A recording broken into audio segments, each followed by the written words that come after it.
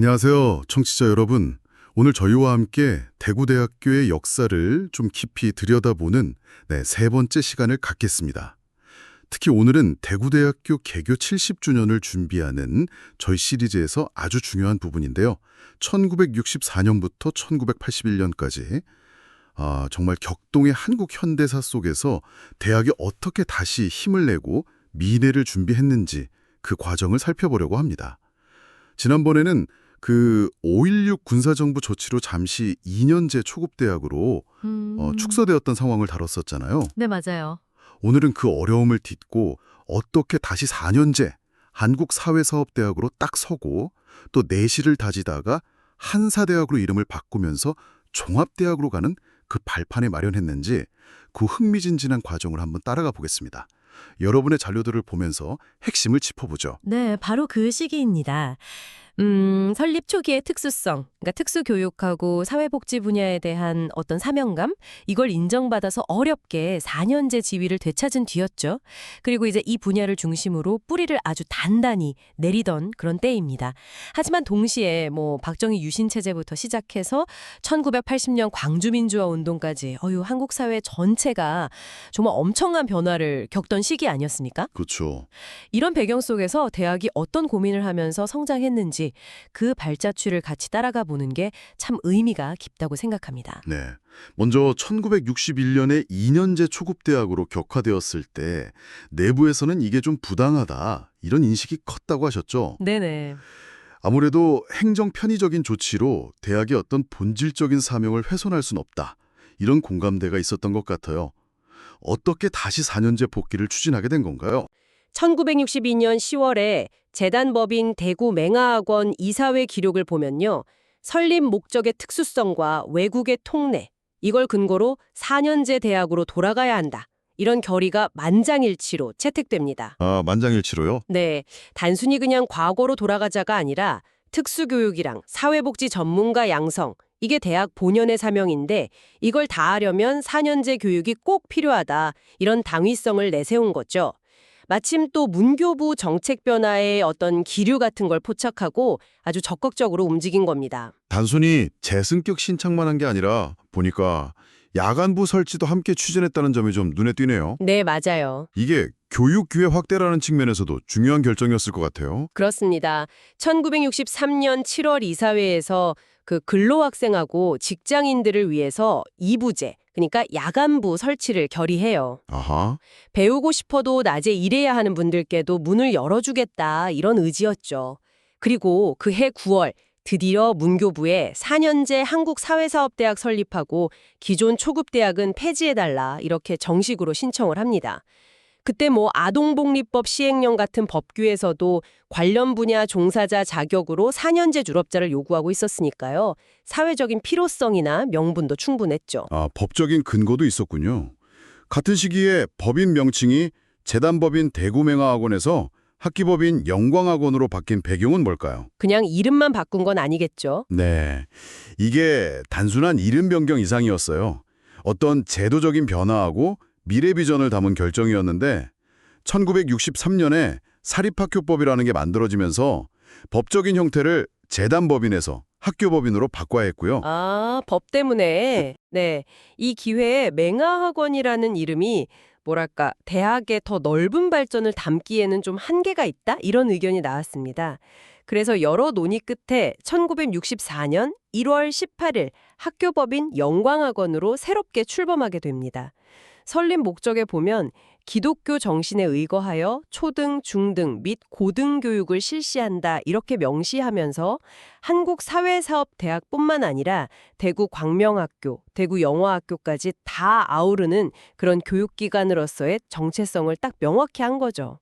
당시 황수경 이사장님, 또 이영식, 이태영 이사님 같은 분들이 이 변화를 이끄셨습니다. 그리고 마침내 1964년 1월 21일 4년제 한국사회사업대학 설립 인가. 아, 정말 감격적인 순간이었겠네요. 네, 정말 실현 끝에 다시 얻은 결실이었죠. 그때 대학 규모는 어느 정도였어요? 특수교육과 사회복지학과에 더해서 산업복지학과가 새로 만들어져서 총 3개 학과로 시작했습니다. 입학 정원은 각과 20명씩 총 60명이었고요. 전체 정원은 240명 규모였습니다. 아, 총 60명? 네, 초급 대학 시절에는 2개 학과의 총 정원 160명이었으니까 그거에 비하면 작지만 그래도 의미 있는 확대였죠. 이 3개 학과 체제는 1967년까지 쭉 이어집니다. 이태영 학장님이 제3대 학장으로 취임하시면서 새로운 4년제 시대를 열었고 기존 초급 대학은 이제 자연스럽게 폐지되었군요. 자, 그럼 재승격 이후에는 대학이 어떻게 내실을 다져나갔을까요? 학칙 정비부터 시작했겠죠, 아무래도. 맞습니다. 1964년 3월에 인가된 학칙은 사실상 그 초급 대학으로 강등되기 이전 1961년의 틀을 거의 그대로 유지했어요. 아, 이전 꼴로. 네, 4년 수학, 재학년한 6년, 졸업하려면 160학점 이상 이수해야 하고 그럼 이제 문학사 학위를 수여한다? 이런 식으로 안정적인 학사 운영의 기틀을 빨리 복원하는 데 중점을 둔 거죠. 초창기 학생 규모는 어땠어요? 재승격 직후면 초급 때 다니던 학생들도 있었을 테니 좀 복잡했을 것 같기도 한데요. 아까 신입생 유치하려고 입학금 면제 같은 조치도 있었다고 하셨고요. 네, 1964년 당시에는 초급 대학 재학생을 포함해서 전교생이 한 164명 정도 됐고요. 이듬해인 1965학년도에는 순수하게 4년제 1, 2학년 학생이 한 140명가량 되었습니다. 말씀하신 대로 신입생 전원 입학금 면제는 그때로서는 진짜 쉽지 않은 결정이었는데 대학의 어떤 새로운 출발을 알리고 학생들을 모으려는 의지가 그만큼 강했다는 걸 보여주죠. 또 1965년에는 명예이사 규정이라는 걸 만들어서 일본의 그 사쿠라우치 요시오 박사처럼 국제적으로 대학 발전에 기여할 수 있는 인사를 영입하려고 노력도 시작했어요. 아, 외국인사까지. 네, 국적이나 종교를 넘어서서 인류 복지라는 대학의 가치를 실현하려는 시도였던 거죠. 시설 투자도 꾸준히 했군요. 1964년에 도서관 준공하고 대학 소식지 사회사업대학보도 발간하기 시작했고 1966년에는 한석동 변호사를 명예학장으로 추대하는 걸 보면 대학의 위상을 높이려는 노력도 보이고요. 여러 발전 중에서도 특히 좀 주목해야 할 점은 1966년 1월인데요. 이때 문교부가 특수교육과의 교직과정 설치를 승인해 줍니다. 아, 교직과정? 네. 이게 바로 오늘날 대구대학교 사범대학의 그 뿌리 깊은 명성의 시발점이 된 아주 중요한 결정이었습니다. 그냥 학과 운영을 넘어서 교원 양성기관으로서 공신력을 확보하게 된 거니까요. 이태영 학장님의 1960년 창학 10주년 기념사를 보면 당시 대학의 방향성이 아주 잘 드러나는 것 같아요. 파대학이 준비치 못한 유일의 학과들을 둠으로써 국내 유일의 사회복지 전문대학이 된 것에 대한 자부심. 이게 느껴지면서 앞으로 나아갈 길로 5가지 계획을 제시했더라고요. 특수교육, 사회복지 이론 개발, 사회조사 실시, 재활센터 건립, 교육 TV국 설립, 현장 중심 교육 강화. 와, 단순히 규모 확장만이 아니라 질적 성장에 대한 고민이 깊었던 것 같습니다. 정확히 보셨습니다. 보통 대학들이 먼저 번듯한 본관 건물부터 짓는 경향이 있잖아요. 그렇죠. 근데 한국사회사업대학은 달랐어요. 실험 실습 시설, 우수한 교수진 확보, 도서관 확충 같은 그런 내실 가지기에 우선순위를 뒀습니다. 그리고 10주년을 맞아서는 단순한 교육기관을 넘어서서 사회에 필요한 지식을 생산하고 확산하는 그런 연구 중심 대학으로 도약하겠다. 이런 포부를 밝힌 겁니다. 설립 초기의 정체성을 지키면서 미래를 향한 청사진을 그린 거죠. 자, 이렇게 내실을 다진 기반 위에서 1960년대 후반부터는 이제 본격적인 성장과 확장의 시기로 접어드는군요. 1967년 재승격한 지 불과 3년 만에 입학 정원이 2배로 늘어났다는 게 좀 놀랍네요. 어떤 배경이 있었을까요? 네, 그 당시에 특수교육 교사나 사회복지 전문가에 대한 사회적 수요가 꾸준히 늘고 있었고요. 또 대학이 그동안 내실을 다져온 성과를 인정받은 결과라고 볼 수 있겠죠. 문교부에 학칙 변경을 신청해서 3개 학과 정원을 각각 20명에서 40명씩 총 120명으로 늘리는 인가를 받았습니다. 와, 2배로. 네, 물론 여기에는 조건이 붙었죠. 전임 교원을 더 확보하고 시설도 확충해야 한다. 그러니까 성장을 위한 투자도 같이 이루어진 겁니다. 이때 교육과정을 보면 특수교육과 교직과정이 일반 교육하고 특수교육으로 나뉘어 운영된 점, 그리고 산업복지학과가 전국 최초였다는 점도 특징이고요. 이후 1970년대는 대학 진학률 자체가 막 높아지면서 더 큰 변화가 있었을 것 같은데요. 그 변화의 흐름을 좀 더 자세히 짚어볼까요? 1970년대는 정말 숨가쁘게 성장하던 시대였습니다. 거의 매년 변화가 있었는데 큰 흐름으로 보면 초기에는 기존의 헬심 분야를 좀 강화하고 중반 이후로는 학문 분야를 막 다각화하면서 종합대학의 틀을 갖추어 나가는 과정이었어요. 몇 가지 중요한 변곡점들을 좀 짚어보면요. 우선 1969년 사회복지학과를 사회상업학과로 이름을 바꾸고요. 전국 최초였던 산업복지학과는 폐지하는 대신에 경제학과를 신설합니다. 사회 변화에 맞춰서 학과를 재편하는 모습이죠. 산업복지학과가 없어지고 경제학과가. 네. 그리고 1971년, 72년에는 특수교육과하고 사회사업학과의 야간 과정이 다시 생겨요. 야간이 부활했군요. 네. 교육기회 확대 요구에 부응한 거고요. 그러다가 1975년, 76년에는 복지행정학과가 신설되고 야간 과정까지 생기면서 정원이 440명으로 크게 늘어납니다. 이제 행정 분야 전문가 양성의 필요성도 커진 시점이었죠. 와, 그러다가 1977년부터는 정말 변화의 속도가 빨라지네요. 학부제 도입하고 특수교육과 안에 전공을 6개나 만들고 지역사회 개발학과도 신설하고 입학 정원도 600명으로 껑충 찌고요. 현재 사범대학의 모습이 이때부터 갖춰지기 시작했군요. 그렇습니다. 1977년이 양적 팽창을 넘어서 어떤 질적인 변화를 모색했던 아주 중요한 해였어요. 학부제 도입은 학문 분야를 좀 체계화하려는 시도였고요. 특수교육과 안에 전공을 분화한 거, 국어, 영어, 수학 등등은 전문성을 더 깊게 하려는 노력이었죠. 이때 만들어진 틀이 오늘날 사범대학 여러 학과의 모태가 된 겁니다.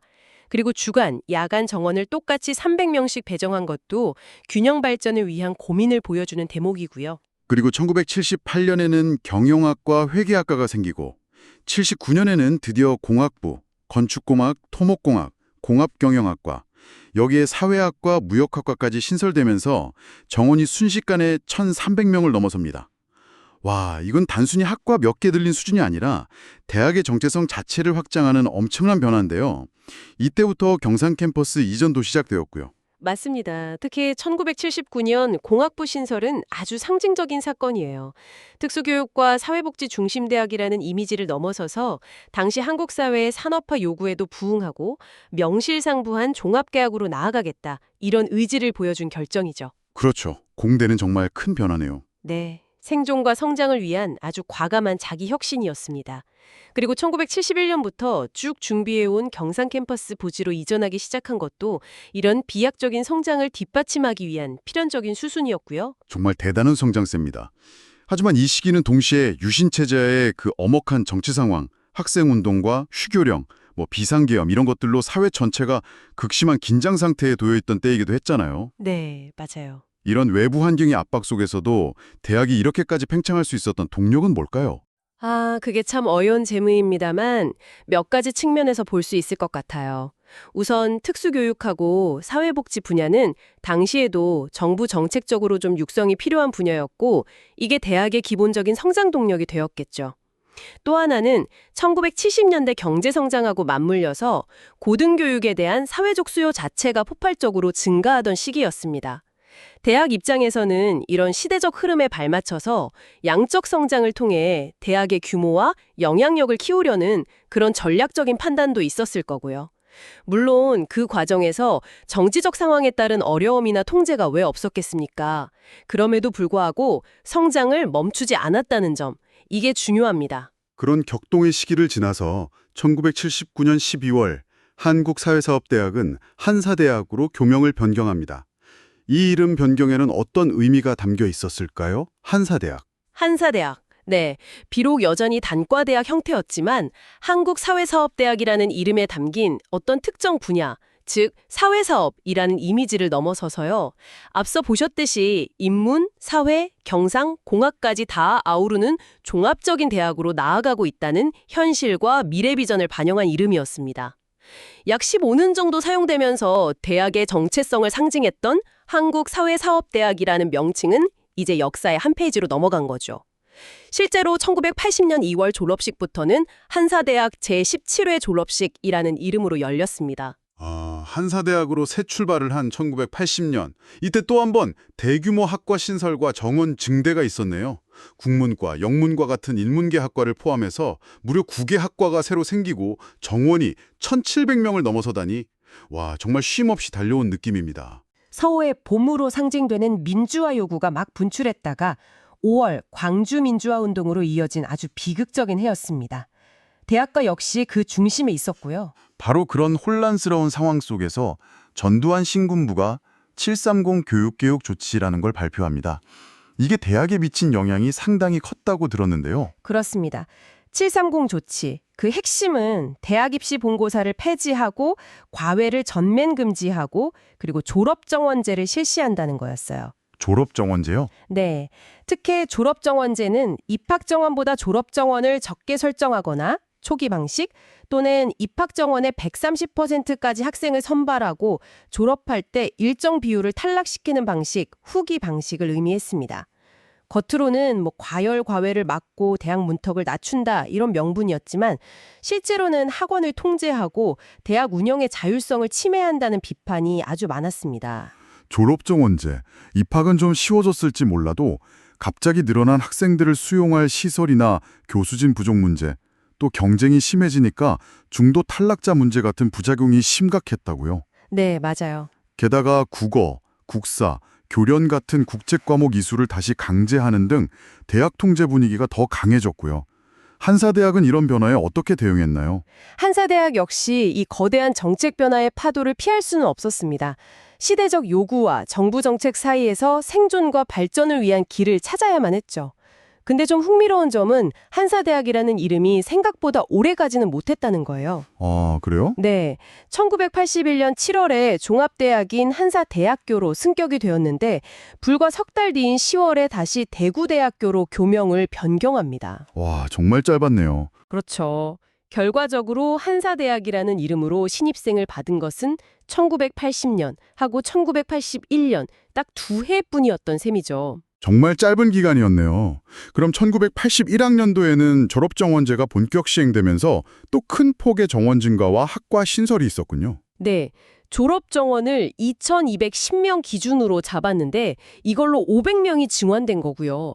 실제 모집 인원은 약 2,870명에 달하는 규모였습니다. 불어불문학과, 법학과 등 7개 학과가 또 신설되면서 학부도 8개, 인문, 법, 경상, 사회복지, 사회과학, 자연과학, 공학, 교육로 늘어났습니다.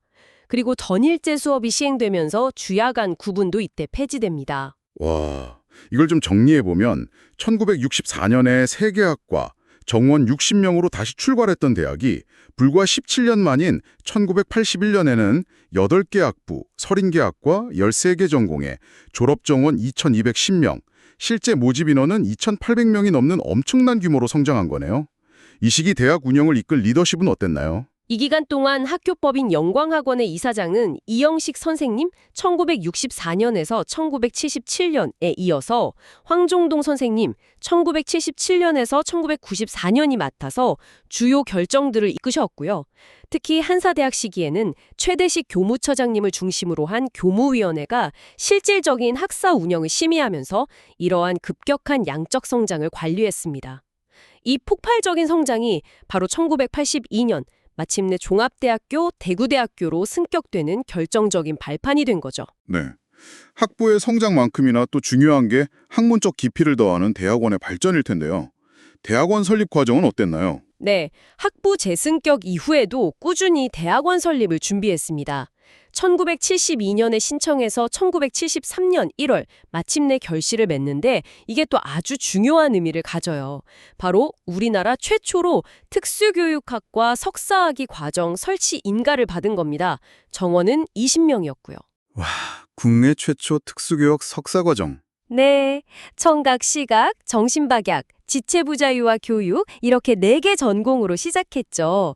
당시 이태영 학장님이 초대 대학원장을 겸임하시면서 아주 각별한 애정을 쏟으셨습니다. 정말 선구적인 역할이었네요.